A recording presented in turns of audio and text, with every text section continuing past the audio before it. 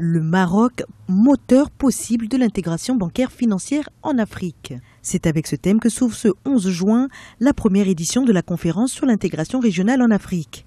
Le Maroc, de par sa position géographique, sa stabilité, sa sécurité, ainsi que l'entrée récente de Casablanca Finance City au sein du classement Global Financial Center Index, directement à la deuxième place africaine, ambitionne de jouer ce rôle.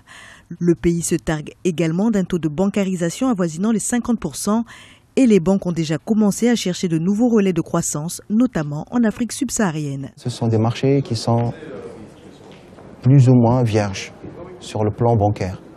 C'est des taux de bancarisation assez faibles. Donc le potentiel de bancarisation est très important pour la population, mais aussi pour les entreprises.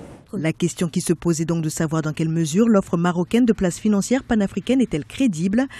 Par ailleurs, Attijari Wafa Bankiti Satwal, notamment en Afrique de l'Ouest et centrale, vient entre autres de rentrer à 55% du capital de BIA Togo, l'institution la plus ancienne du pays. BIA Togo, c'est une acquisition qui s'insère dans le cadre du plan stratégique initié depuis quelques années au sein du groupe Attijari Wafa Bank et qui vise à asseoir une offre bancaire et de services financiers panafricaine.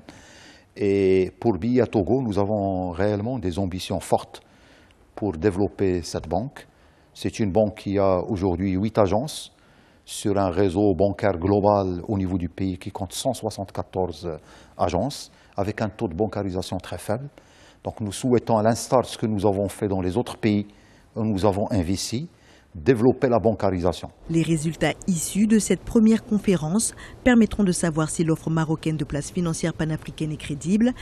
Et à cette conférence a répondu présent un panel d'intervenants, tous concernés par la réussite de l'intégration régionale africaine, dont Moulay Hamid El-Alami, ministre de l'Industrie, du Commerce, de l'Investissement et de l'Économie numérique.